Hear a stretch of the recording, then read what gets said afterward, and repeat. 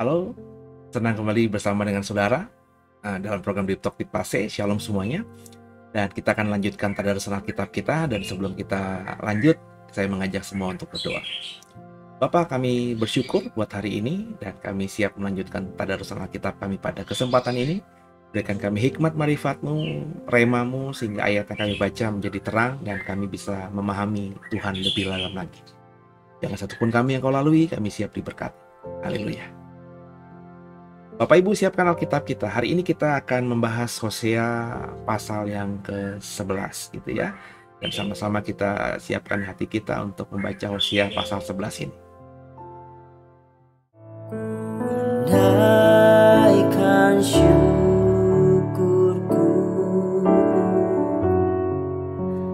buat hari yang Kau beri. Tak habis-habisnya kasih dan rahmat-Mu,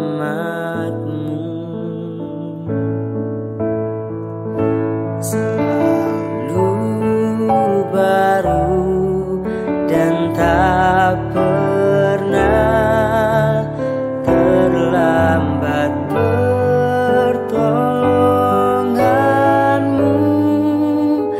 Besar setiamu di sepanjang hidupku.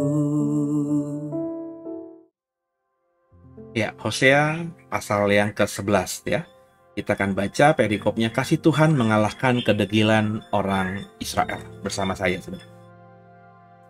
Ketika Israel masih muda, kukasihi dia, dan dari Mesir kupanggil anakku itu. Makin kupanggil mereka, makin pergi mereka itu dari hadapanku. Mereka mempersembahkan korban kepada para Baal dan membakar korban kepada patung-patung. Padahal akulah yang mengajar Efraim berjalan dan mengangkat mereka di tanganku. Tapi mereka tidak mau insaf bahwa aku menyembuhkan mereka. Aku menarik mereka dengan tali kesetiaan, dengan tali ikatan kasih. Bagi mereka aku seperti orang yang mengangkat kuk dari tulang rahang mereka. Aku memungkuk kepada mereka untuk memberi mereka makan. Mereka harus kembali ke tanah Mesir dan Asyur akan menjadi raja mereka. Sebab mereka menolak untuk bertobat. Pedang akan mengamuk di kota-kota mereka, akan memunahkan palang-palang pintu mereka, dan akan memakan mereka di benteng-benteng mereka. Umatku betah dalam membelakangi aku. Mereka memanggil kepada Baal dan berhenti meninggikan namaku. Masakan aku membiarkan engkau, hai Efraim, menyerahkan engkau, hai Israel? Masakan aku membiarkan engkau kepada Atma, membuat engkau seperti Zeboim? Hatiku berbalik dalam diriku. Belas kasihanku bangkit serentak. Aku tidak akan melaksanakan murkaku yang menyala-nyala itu. Tidak akan membinasakan Efraim kembali. Sebab aku ini Allah dan bukan manusia, yang kudus di tengah-tengahmu, dan aku tidak datang untuk menghanguskan. Mereka akan mengikuti Tuhan. Ia akan mengaum seperti singa. Sungguh, ia akan mengaum. Maka anak-anak akan datang dengan gemetar dari barat, seperti burung dengan gemetar datang dari Mesir, dan seperti merpati dari tanah Asyur. Lalu aku akan menampatkan mereka lagi di rumah-rumah mereka. Demikianlah firman Tuhan. Dengan kebohongan aku telah dikepung oleh Efraim, dengan tipu oleh kaum Israel. Sedang Yehuda menghilang dari dekat Allah, dari dekat Yang Maha Kudus, yang setia. Haleluya. Perhatikan ayat-ayat yang kita baca barusan. Dengan kebohongan aku telah dikepung oleh Efraim. Ini yang berkata Tuhan. Dengan tipu oleh kaum Israel. Dan Yehuda menghilang dari dekat Allah. Ini kasihan sekali Tuhan ya. Ya. Apa yang dia berikan, apa yang dia lakukan itu bertepuk sebelah tangan. Israel tetap berdosa, Efraim tetap berdosa, Yehuda tetap berdosa. Dosa mereka berbeda-beda. Kalau dalam bahasa ayat yang ke-12, Israel terus dengan tipu-tipu, Efraim dengan kebohongan, Yehuda yang menjauh dari Tuhan. Dosanya spesifikasinya berbeda, tapi tetap jahat. Cinta Tuhan bertepuk sebelah tangan. Apakah saudara sedang melakukan hal ini kepada Tuhan? Kalau Bapak Ibu sudah ikuti Hosea 1 sampai Hosea 10 pada rusun Alkitab kita beberapa hari yang lalu, bersama dengan saya tentunya, ada kemiripan kan, bahwa dalam nubuatan Hosea ini, Hosea mengingatkan Israel untuk bertobat. Israel sudah jahat, dan akhirnya lewat mulut Hosea, Israel dihukum sama Tuhan. Ya. Bahkan ketika akhirnya Israel tanda kutip bertobat, Tuhan cuekin mereka. Ya, Tuhan gak peduli sama mereka karena dosa mereka begitu menyakitkan hati Tuhan. Dan akhirnya ya Israel itu meskipun dipulihkan Tuhan, tapi ya tadi pertobatan mereka semu gitu. Ketika hati Tuhan akhirnya luluh, mereka dipulihkan Tuhan, tapi semakin mereka diberkati, kalau bahasa Hosea pasal yang ke-10 kemarin, kebun anggur atau pohon anggur itu Israel, pohonnya rimbun ya, tapi justru semakin diberkati oleh Tuhan Israel semakin menjauh dari Tuhan. Dan itu tergambar kembali di pasal 11. Ketika Israel masih muda, kukasihi dia, dan dari Mesir kupanggil anakku itu. Makin kupanggil mereka, makin pergi mereka itu dari hadapanku. Makin kupanggil mereka, makin mempersembahkan korban kepada para Baal. Makin kupanggil mereka, semakin mereka membakar korban kepada patung-patung. Semakin Israel dipanggil Tuhan, semakin Israel pergi menjauh dari Tuhan. Ini jangan disenyum-senyumin, jangan-jangan saudara dan saya seperti itu hari ini. Ya. Dan saya selalu berkata bahwa kalau bicara soal ayat Alkitab yang kita baca, ayat Alkitab itu harus menampar kita. Ayat Alkitab itu ada kita baca untuk mengingatkan kita supaya kita introspeksi diri. Jadi meskipun kalimatnya Israel, tapi ini adalah gambaran kita. Saya bilang saudara, di zaman PL sama zaman PB, Tuhan di zaman PL itu umatnya hanya Israel. Hari ini di 2022 umat Tuhan itu semua orang. Mau rasnya apapun, sukunya apapun, bangsanya apapun, kalau mau bertobat jadi umatnya Tuhan kan. Jadi metodenya, saya yakin Tuhan tidak menggunakan metode yang sama. Saya bukan berarti anti nabi. Tuhan bisa membangkitkan nabi. Tapi ketika Tuhan bicara kepada umatnya yang dari banyak suku, banyak ras, banyak negara, banyak bangsa ini, nggak cukup satu nabi dong saudara. Harus banyak atau ratusan nabi. Nggak perlu Pak, hanya butuh satu nabi di akhir zaman ini, nanti pakai media sosial, pakai sosial media, pakai Facebook, pakai YouTube. Itu nubuatannya bisa sampai ke seluruh dunia ini. Iya, memang dengan saya bikin materi di Serpong ini, ada Rusan Alkitab, ya kalau sudah diupload ke YouTube, ya orang dari Rusia, dari Lebanon, dari Afrika, dari Amerika bisa dengar saya. Tapi pertanyaannya, mereka ngerti nggak dengan bahasa Indonesia yang saya gunakan? Nah makanya pasti jangan pakai bahasa Indonesia dong, pasti pakai bahasa Inggris. Andai kata saya pakai bahasa Inggris, mereka akan langsung mempercayai? Belum tentu saudara. Kenapa? Karena mereka tidak kenal saya. Siapa ini orang nih? Tiba-tiba bernubuat begini, mengatasnamakan Tuhan Yesus lagi. Mereka akan apatis, akan tidak terima. Itu yang saya katakan, meskipun zaman sudah canggih, kalau Tuhan menggunakan metode yang sama dengan di zaman PL, kalau Tuhan mau bicara kepada umatnya harus menggunakan sarana nabi, maka harus ratusan atau ribuan nabi yang dibangkitkan Tuhan di akhir zaman hari ini untuk menyuarakan hal yang sama. Karena kalau saya bicara kepada orang Serpong, kalau saya bicara kepada saudara yang orang Indonesia, mungkin saudara lebih bisa menerima saya karena bahasa kita sama, budaya kita sama, dan saudara bisa menyelidiki saya gitu. Tinggal cari aja lah kalau mau capek-capek. Pasnya itu gimana sih? Tanya sama orang di Serpong. Masakan dari jutaan orang Serpong nggak ada satupun yang kenal saya gitu ya. Bisa tanya yang spesifik orang Tangerang Selatan. Bisa spesifik lagi orang wilayah Serpong. Bisa spesifik lagi orang wilayah Alam Sutra. Spesifik lagi wilayah klaster saya. Pasti kenal lah, Satpam pasti kenal. Tangga saya pasti kenal. Jadi orang bisa lebih trust ke saya karena bisa menyelidiki saya.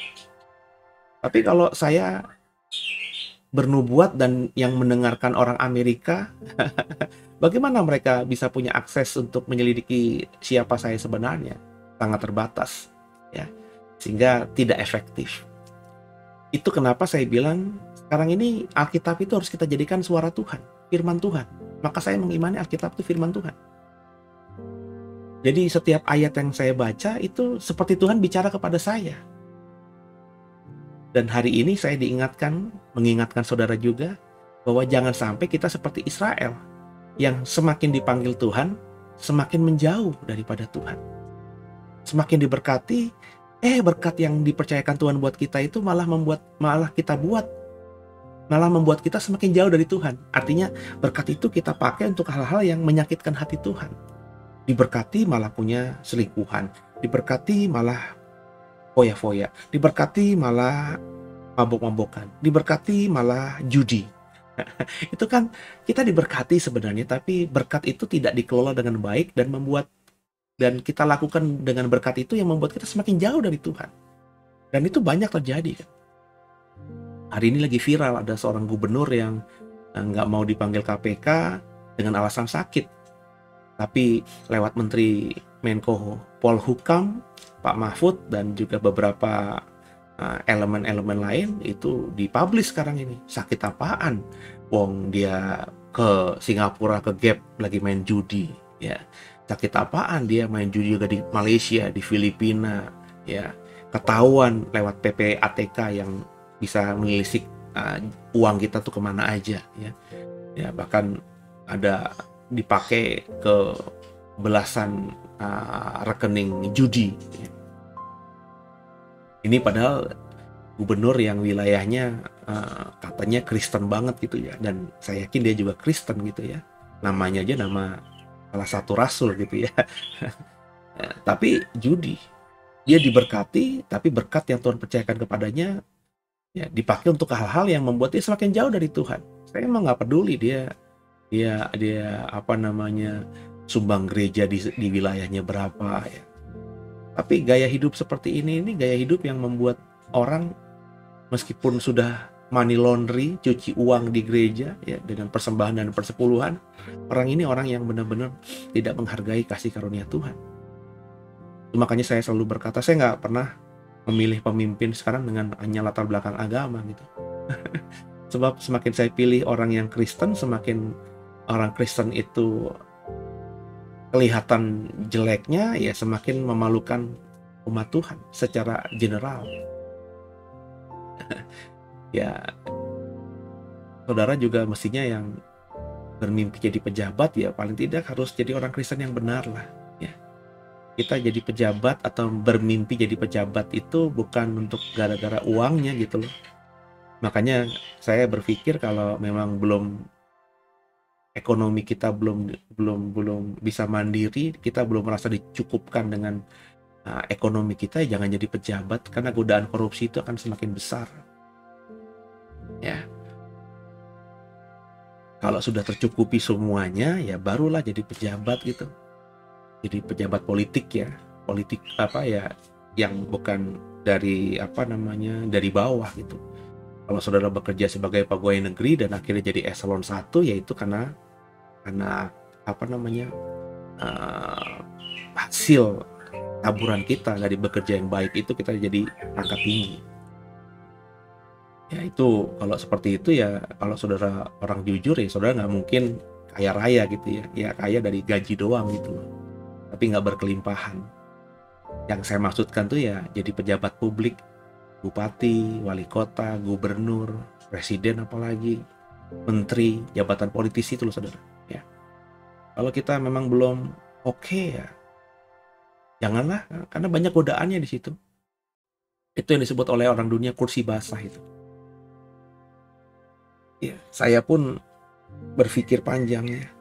Andai kata ada kesempatan itu pun, apakah saya pas di situ? Jangan sampai hanya gara-gara gelap mata untuk hal-hal tertentu dan cuma sekali saya kerjakan gara-gara satu titik nilai susu sebelanga rusak.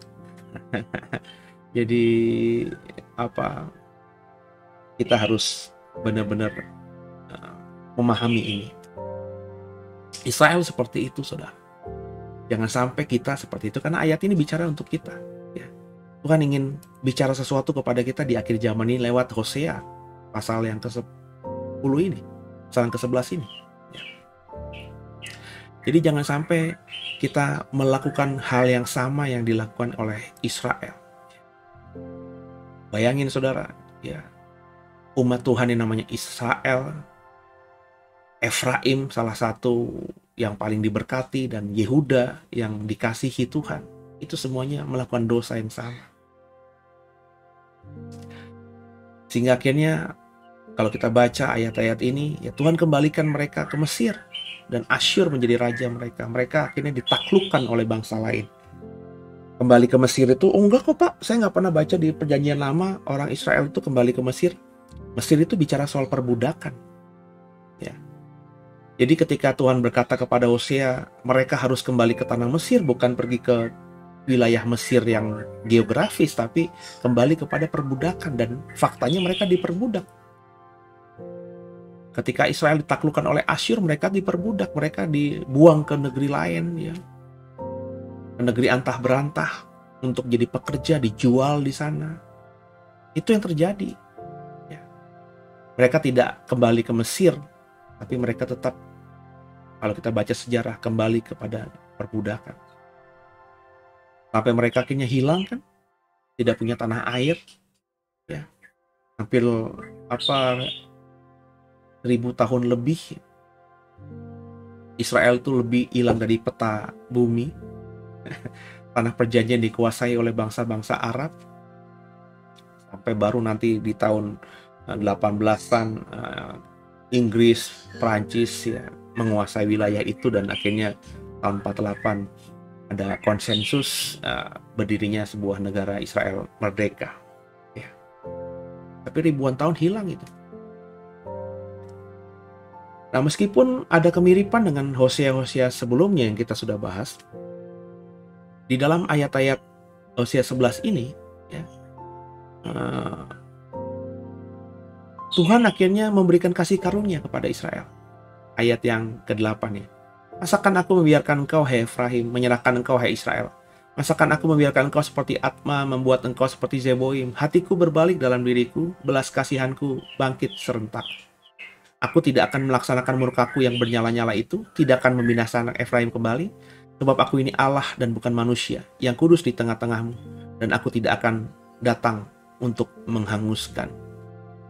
Wah, kalau gitu enak dong Pak ya, buat dosa kayak apapun, pokoknya kalau kita sudah jadi umat Tuhan, Israel itu kan umat Tuhan ya, maka kita akan diampuni. Oh iya, itu Tuhan memang seperti itu, belas kasihannya Tuhan tuh seperti itu. Kasih karunia Tuhan tuh seperti itu. Memang kalau Tuhan sudah janjikan, aku akan menyertai engkau, ya meskipun ada gimmick-gimmick di dalam perjalanannya, Tuhan marah, Tuhan hukum, tapi ujung-ujungnya memang Tuhan pulihkan. Tapi ingat, bicara mengenai Israel, bicara mengenai sebuah nation, bukan person. Ya.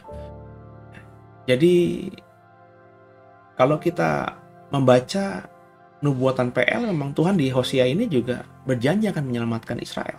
Tapi kalau kita lihat ya di dalam Wahyu, Israel yang diselamatkan itu jumlahnya hanya 144.000, minim sekali. Ya, apakah penduduk Israel atau warga negara Israel hanya 1 juta? Andai kata cuma 1 juta sekalipun, 114.000 orang yang diselamatkan di kitab Wahyu dari 12 suku Israel, itu ya hanya 10% kan saudara? Ya, kan 114.000 kan hanya sekitar 11% lah, ya, dari jumlah 1 juta. Andai kata cuma 1 juta, tapi ya pastinya lebih lah. Warga negara Israel itu lebih dari 1 juta. Belum kalau dilihat, dihitung orang Israel yang punya darah Israel yang hidup menjadi warga negara asing atau tinggal di luar diaspora. Orang Indonesia saja ada loh yang punya darah Israel, saudara, banyak. Ya. Orang Arab aja saya yakin ada juga yang punya darah Israel. Apalagi orang Eropa, orang Afrika, orang Amerika. Mereka ada punya darah DNA Israel. Itu kalau dikumpul-kumpulkan mungkin juga bisa sampai menyentuh angka puluhan juta, ratusan juta orang yang punya darah Israel. Yang diselamatkan hanya 114.000. Apa itu kan apa namanya, masakan itu literal gitu. Ya, andai kata bukan literal, ya itu simbolik, tetap itu hanya angka yang kecil. 12.000 orang dari 12 suku Israel yang diselamatkan di kitab Wahyu itu tetap angka minimum, angka yang kecil sekali, saudara. Dilihat dari literal maupun simbolik. Artinya apa? Dengan Tuhan menyelamatkan 114.000, Tuhan tidak ingkar janji. Dia berjanji kepada Abraham, Ishak dan Yakub, aku akan menyertai dan memberkati keturunanmu. Tapi ternyata kalau cuma 114.000 kan bukan semua keturunannya. Hanya beberapa saja, hanya segelintir saja yang Tuhan selamatkan. Dan meskipun hanya segelintir, itu artinya Tuhan menggenapi janjinya kepada Abraham, Ishak dan Yakub. Nangkap ya saudara ya? Sama, kasih karunia itu Tuhan berikan kepada semua orang yang mau percaya kepada dia. Makanya ketika ada orang Kristen, itu semua orang Kristen itu saya percaya menerima kasih karunia Tuhan. Tapi apakah semua orang Kristen itu pasti diselamatkan masuk ke surga?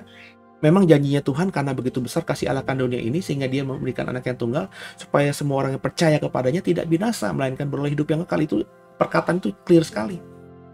Tapi apakah semua orang yang percaya kepada Yesus dengan mulut lidahnya akan diselamatkan? Ya enggak juga dong saudara, ya. Karena ada ayat yang lain bahwa iman percaya kita kepada Yesus harus disertai dengan perbuatan. Iman tanpa perbuatan pada hakikatnya adalah mati. Jadi lupanya percaya kepada Yesus itu bukan cuma ucapan tapi disertai lewat perbuatan. Nah, jadi kalau ada orang Kristen yang tidak, ya tadi seperti contoh yang saya bilang tadi, kita dihebohkan berita ada seorang pemimpin wilayah yang Kristen sekarang ini bermasalah dengan KPK, ya nggak mau datang karena sakit, tapi dibongkar oleh Menko Polhukam dan juga banyak lembaga lainnya. Orang ini ketangkap CCTV atau foto, ya berjudi di Singapura, berjudi di Malaysia, berjudi di Filipina. Ketika hari-hari itu dia katakan dia berobat atau sakit, dia dipanggil KPK, nggak mau sebulan ini dengan alasan dia sakit, sulit untuk berjalan. Tapi di foto-foto yang sudah tersebar di media sosial, dia berjalan dengan santainya, main judi di Malaysia, main judi di Singapura, main judi di Filipina. Ironis ya. Nah ini kan dari namanya jelas nama Kristen ya. Saya nggak tahu apakah dia sudah mu'alaf atau belum, tapi nama depannya jelas nama Rasul ya. Dari wilayah yang memang dikasih stigma wilayah Kristen, penduduk aslinya banyakan Kristen gitu.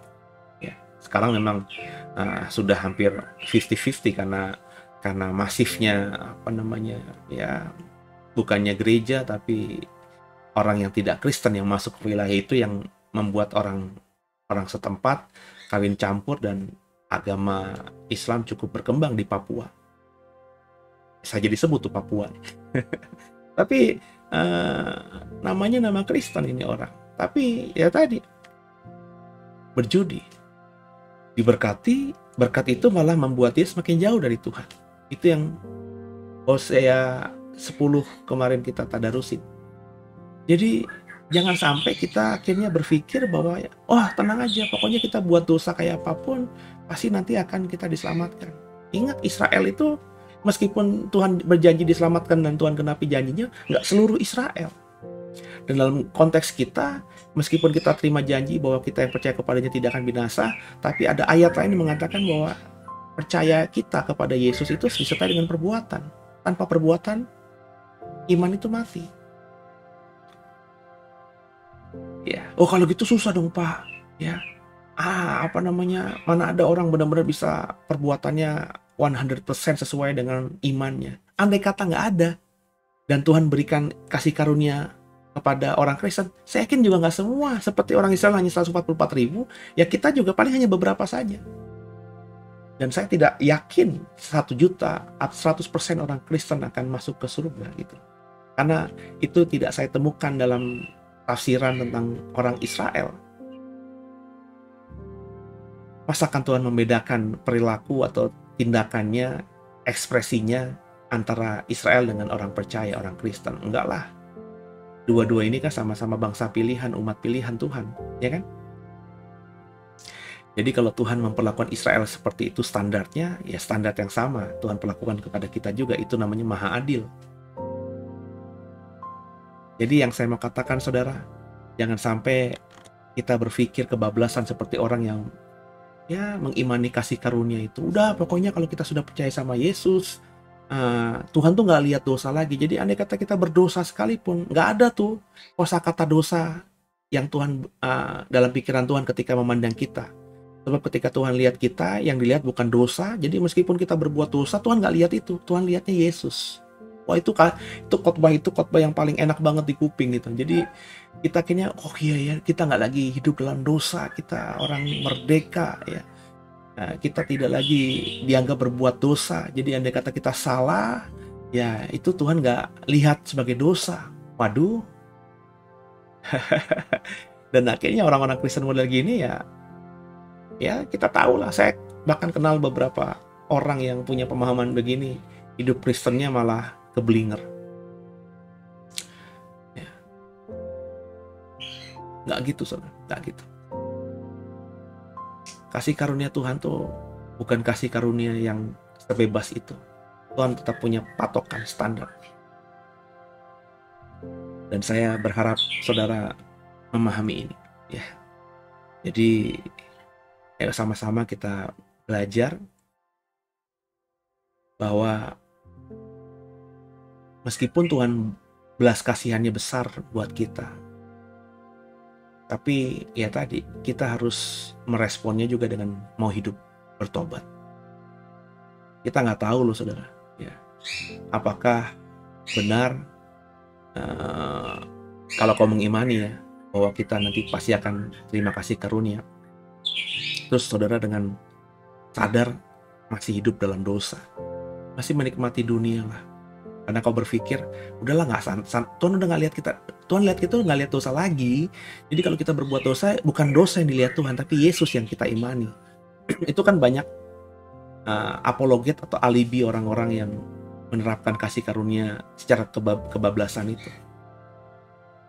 Terus andai kata kau mati sakit jantung dalam kondisi kau habis korupsi, dapat uang banyak, bukan dari hasil jerih payahmu, tapi dari hasil curimu, dan dari uang banyak itu kau membeli aset, membeli mobil, pesta pora, dan kau, maafkan saya, menikmati hasil curianmu itu dengan membayar pelacur.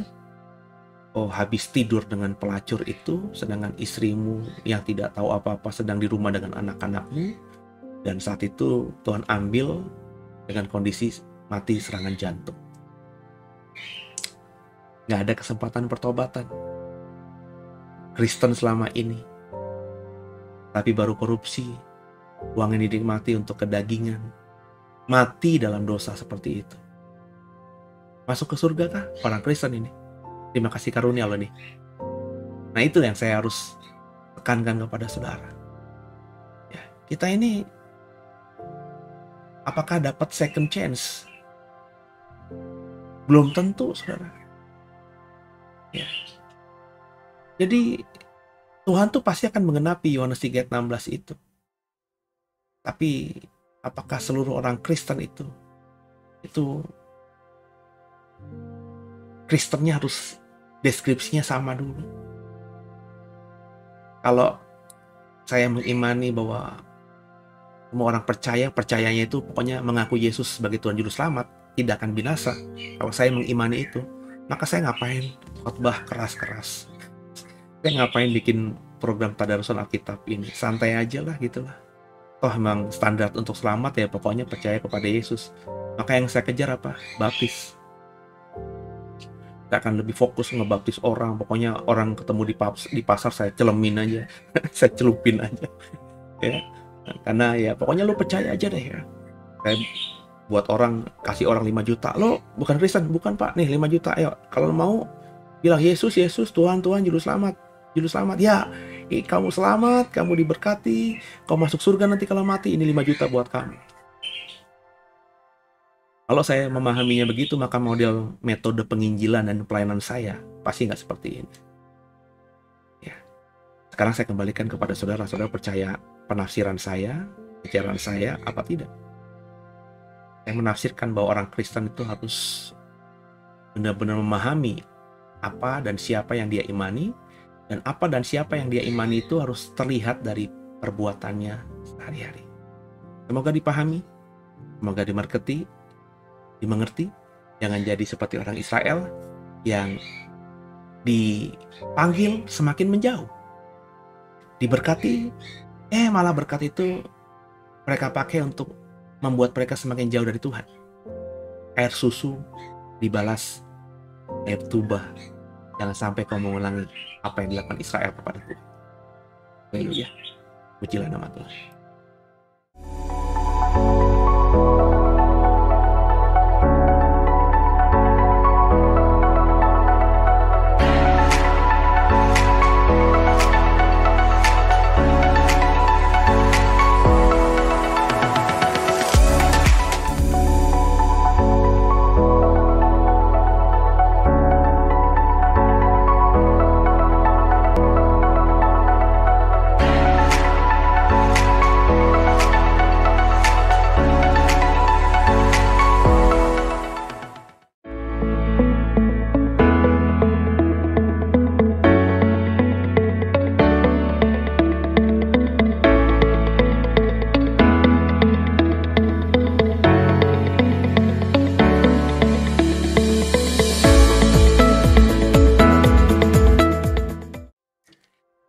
Ya, semoga dapat pembelajaran, dapat hikmat, dapat rema ya dalam tadarusan Alkitab kita pada kesempatan ini.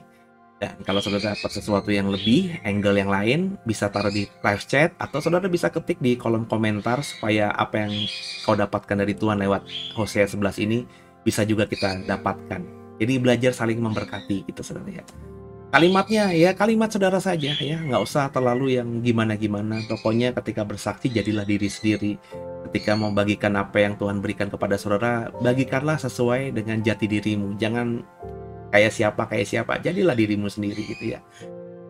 Ada yang bisa terima, puji Tuhan. Ada banyak orang tidak bisa terima, ya nggak apa-apa. Yang penting kita tulus. Sebab kalau ketika kita tulus ingin goalnya memberkati orang lain, apa yang kau tabur itu nanti akan kau tuai. Itu ya saudara ya. Dan kalau diberkati tolong di subscribe, di like, dan di share program ini kepada yang lainnya. Semoga semakin banyak orang Kristen yang bisa mengikuti program tadarusan Alkitab kita setiap hari ini. Dan akhirnya mereka bisa bertumbuh imannya, dan akhirnya menyenangkan Tuhan bersama-sama kita tentunya. Sehingga ketika nanti Tuhan datang kapanpun, ya upah kita bersama-sama di surga. Kita mungkin nggak bisa bertemu di dunia ini karena lokasi geografis kita yang berjauhan, tapi kita nanti bisa bertemu di surga dan kita bisa sharing banyak nanti di sana. Itu saudara ya. Tundukkan kepala kita doa. Makasih Tuhan buat tadarusan Alkitab kami pada hari ini. Kami belajar banyak agar tidak mengulangi kesalahan Israel yang dipanggil Tuhan tapi semakin menjauh dia dari panggilan. Semakin diberkati, malah berkat itu mereka pakai untuk hal-hal yang tidak baik. Mereka seperti peribahasa, air susu dibalas dengan air tuba. Kami belajar tidak mau seperti itu. Kami mau merespon kasih karunia kami dengan benar. Paling tidak berusaha semaksimal mungkin iman kami kepada Yesus. Itu kami tunjukkan lewat perbuatan sehari-hari. Ampuni salah dosa kami. Yesus Kristus adalah Tuhan Juru Selamat kami yang hidup. Dan ke dalam tangan-Mu lah kami serahkan tubuh, jiwa, dan roh kami. Haleluya. Amin. Sebelum kita akhiri, saya mohon doa saudara buat program ini, buat saya, buat komunitas Doi. Semoga pelayanan kita yang kita bangun dalam digital ministry khususnya itu semakin jadi berkat dan menyenangkan hati Tuhan. Sampai berjumpa di tadarusan Alkitab berikutnya. Tuhan Yesus memberkati semuanya. Haleluya.